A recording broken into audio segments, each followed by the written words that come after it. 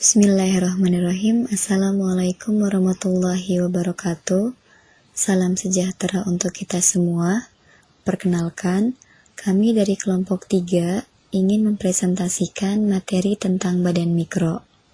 Adapun, kelompok kami beranggotakan 6 orang yang terdiri dari saya, Yulia Anggraini sebagai moderator, kemudian ada beberapa rekan saya, di antaranya Dwi Febrianti, Febi Dwi Kurnia, Naomi Margareta Kristianita, Salwa Astuti, dan Sofiatu Zahro. Untuk selanjutnya, izinkan kami untuk mempresentasikan materi tentang badan mikro.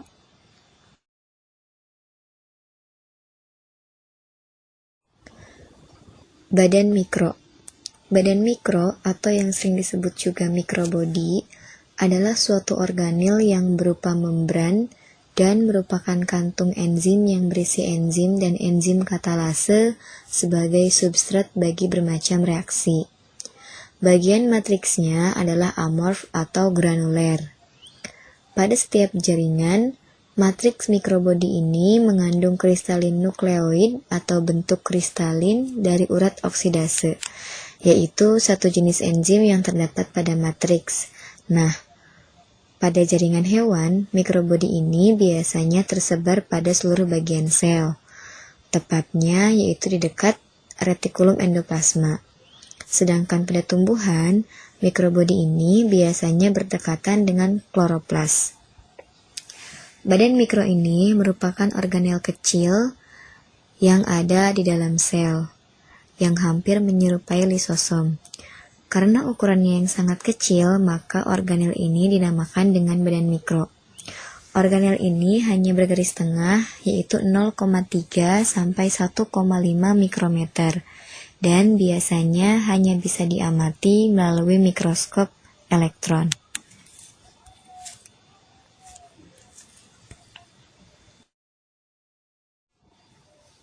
Struktur badan mikro.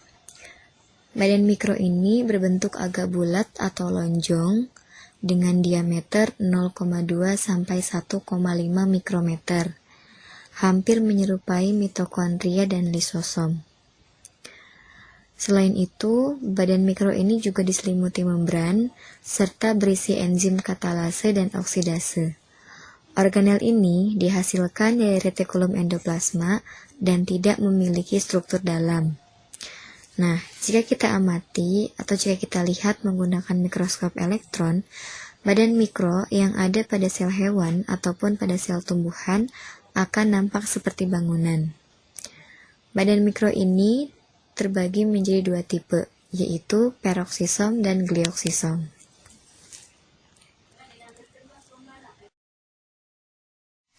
Baik, selanjutnya saya akan membahas mengenai komposisi kimia dan permeabilitas badan mikro. Membran yang membatasi badan mikro lebih tipis dari membran plasma, yang tersusun atas zat lipid dan tebalnya hanya 6-8 nanometer. Ini kurang lebih sama tebalnya dengan membran retikulum endoplasma dan membran luar mitokondria. Struktur lipid membran badan mikro berbeda dengan membran mitokondria. Perbedaannya terletak pada kandungan kardiolipin di membran mitokondria yang lebih tinggi dari membran badan mikro. Permeabilitas badan mikro mirip seperti pada mikrosom. Hal ini disebabkan karena keduanya mempunyai komposisi yang hampir sama. Membran badan mikro sangat permeabel terhadap sejumlah substansi yang alaminya sebagai substrat dari beberapa enzim di dalamnya, seperti asam-asam amino, asam alfa hidroksil, dan asam urat.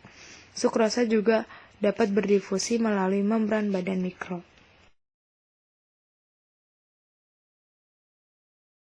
Selanjutnya dapat dilihat dari gambar dengan mikroskop elektron. Badan mikro yang berasal dari sel-sel hewan maupun tumbuhan tampak sebagai bangunan yang dibatasi oleh membran tunggal, dan di dalamnya mengandung matriks yang amorf atau glandular.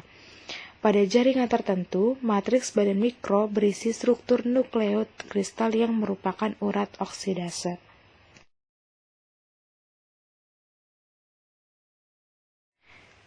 Selanjutnya, pada jaringan hewan, mikrobodi tersebar pada seluruh bagian sel, terdapat di dekat retikulum endoplasma. Sedangkan pada sel tumbuhan, mikrobodi biasanya berdekatan dengan kloroplas. Terdapat dua jenis badan mikro, peroksisom dan glioksisom. Peroksisom merupakan badan mikro yang berisi enzim katalase dan oksidase. Peroksisom terdapat pada sel hewan, fungi, dan daun tanaman tingkat tinggi. Lalu glioksisom. Glioksisom ini merupakan badan mikro yang mengandung enzim-enzim untuk daur glioksilat selain katalase dan oksidase.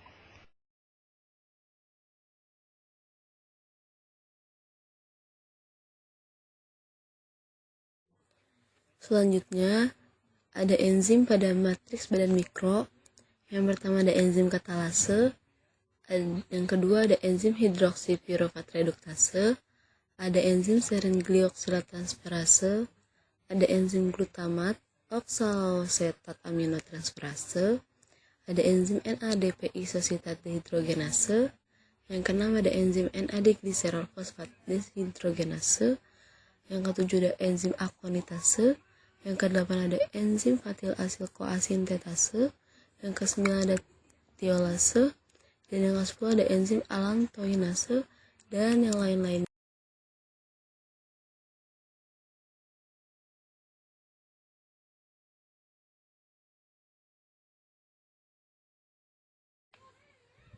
Di sini dijelaskan fungsi badan mikro.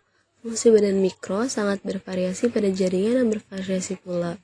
Fungsi badan mikro diantaranya yang pertama sebagai proteksi sel terhadap sifat toksik yang tinggi dari oksigen. Yang kedua sebagai kompartementalisasi metabolisme purin dan pirimidin dan pemecahan D-amino. Yang ketiga sebagai konversi glukoneogenik dari lemak ke gula. Yang keempat sebagai pembentukan glisin dan serin yang merupakan pendahulu untuk sintesis C1 yang penting untuk biosintesis asam nukleat. Yang terakhir, regulasi pertumbuhan pada tumbuhan dengan mengkonsumsi kelebihan dari tenaga pereduksi atau NADPH. Selanjutnya, di sini ada peroksisom. Peroksisom adalah kompartemen metabolik terspesialisasi berukuran lebih kecil dari mitokondria dan dibatasi oleh suatu membran tunggal. Peroksisom mengandung enzim-enzim yang mentransfer hidrogen dari berbagai substrat ke oksigen atau O2, menghasilkan hidrogen peroksida H2O2 sebagai produk sampingan. Peroksisom berbentuk agak bulat, memiliki inti berbentuk seperti granula atau kristal yang diduga merupakan kumpulan rapat molekul-molekul enzim, katalase dan ureat oksidase. Peroksisom terdapat dalam sel hewan, banyak terdapat di hati dan ginjal, dan sel tumbuhan terletak di bagian sel. Di sini ada contoh anatomi dari peroksisom yang berbentuk agak bulat dan memiliki inti seperti granula atau kristal. Nah, selanjutnya proses pada badan mikro pada peroksisom. Yang pertama, oksidasi substrat pada mamalia. Reaksi oksidasi pada peroksisom jaringan mamalia ini dipacu oleh enzim flavin oksidase yang menggunakan oksidase sebagai penerima elektron dan mengubahnya menjadi H2O dan setengah O. H2O2 yang terbentuk sifatnya toksik bagi sel. Karena itu harus segera diubah menjadi H2O dan setengah O oleh enzim katalase di dalam peroksisom. Seperti pada gambar, O2 dioksidasi menjadi H2O2 dan dibantu oleh enzim katalase menjadi H2O ditambah setengah O.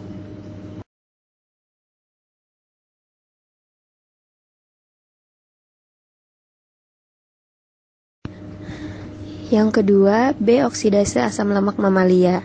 Nah, oksidasi ini dikenal dengan B-oksidase atau beta-oksidase. Lalu asetil-CoA ini kemudian diangkut ke mitokondria untuk memasuki daur Krebs atau daur asam sitrat. Jika tetap berada dalam sitosol, maka akan diubah menjadi asam lemak dan kemudian menjadi lemak netral. Jalur beoksidasi ini mempunyai kesamaan dengan jalur oksidasi yang terjadi di dalam mitokondria dengan suatu pengecualian. Oksidasi yang terjadi pada badan mikroenzim flavin dehidrogenase beraksi secara langsung dengan O2 dan menghasilkan H2O2.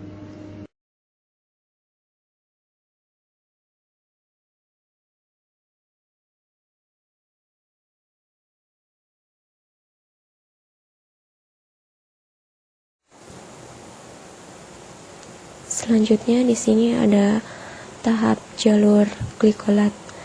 Nah, tahap jalur glikolat ini merupakan serangkaian reaksi kimia yang terjadi di peroksisom dan berkaitan dengan siklus karbon di kloroplas.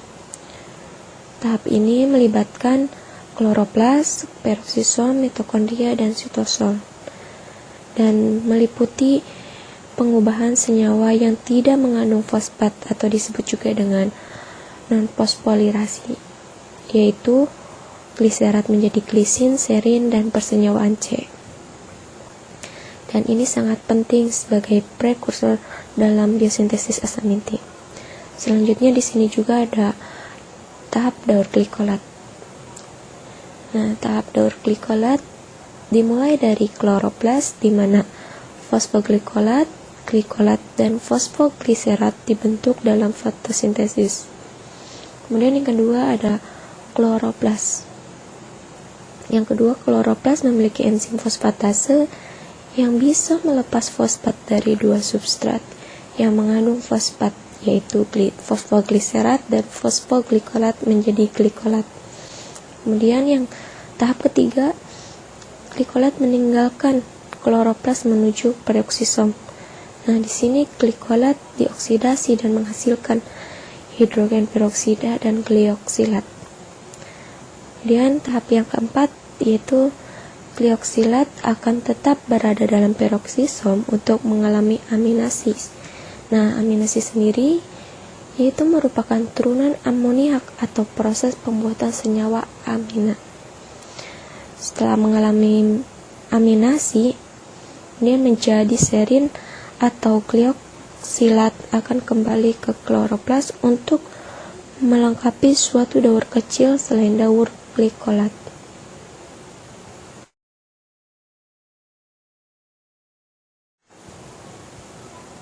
Selanjutnya, gambar berikut merupakan jalur daur glikolat, yang dimana jika pada daur ini menggunakan NADPH yang berlebih, maka akan mengalami oksidasi kembali tanpa menghasilkan hidrogen peroksida. Nah, di jalur ini dimulai dari kloroplas, di mana fosfoglikolat, glikolat, dan fosfogliserat dibentuk. Selanjutnya, glikolat meninggalkan kloroplas. Di sini terlihat glikolat meninggalkan kloroplas menuju ke peroksisom. Nah, selanjutnya ke glisin. Yang glisin di mana dibentuk dari glioksilat yang pada di dalam mitokondrianya mengalami suatu reaksi dan diubah menjadi si serin. Nah, serin dikembalikan lagi ke peroksisom, dan mengalami diaminasi. Diaminasi itu sendiri merupakan suatu reaksi kimiawi pada metabolisme yang melepaskan gugus amina dari molekul senyawa asam amino. Setelah mengalami diaminasi, kemudian menjadi hidroksipirufat. Nah, setelah hidroksipirufat direduksi kembali menjadi gliserat. Setelah menjadi gliserat, maka akan diangkut kembali ke kloroplas. Di dalam kloroplas, gliserat mengalami fosforilasi menjadi fosfogliserat.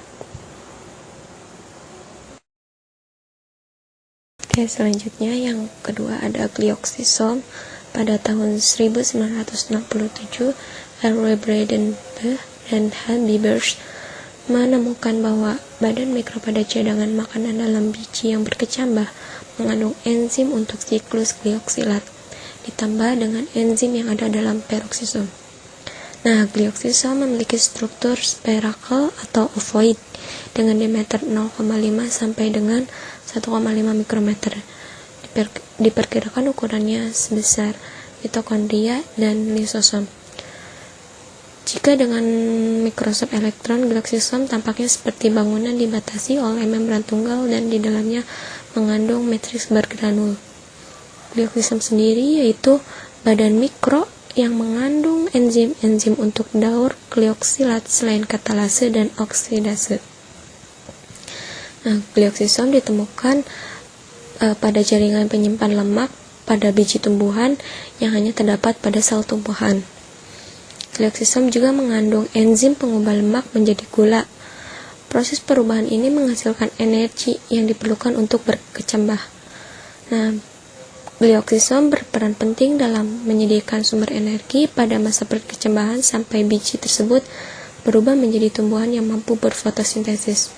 Fungsi dari glioksisom sendiri yaitu yang pertama, mengontrol dan mengkatalis dekomposisi senyawa secara bertahan, khususnya penyimpanan lemak, menyalurkan produk terhadap sintesis senyawa karbon banyak atau karbohidrat, yang ketiga sebagai tempat metabolisme asam lemak, dan yang keempat, tempat terjadinya siklus glioksilat.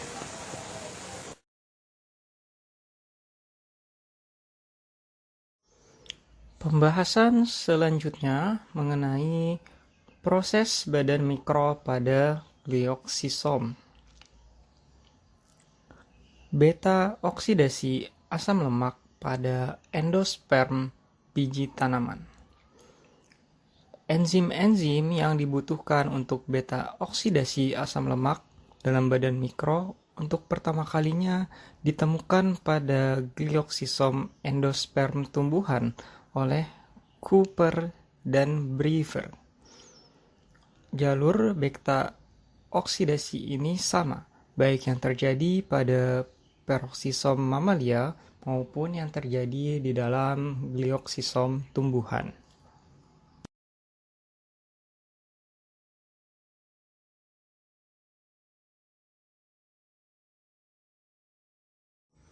Kemudian, daur glioksilat dalam glioksisom endosperm tumbuhan. Daur glioksilat dianggap sebagai suatu bentuk modifikasi dan daur asam sitrat. Daur glioksilat menghindari tahap-tahap reaksi daur asam sitrat yang menghasilkan CO2 atau karbon dioksida. Jadi, reaksi daur asam glioksilat menggunakan asam lemak sebagai salah satu sumber karbon untuk mensintesis karbohidrat. Proses siklus atau daur glioksilat dapat dilihat pada gambar berikut.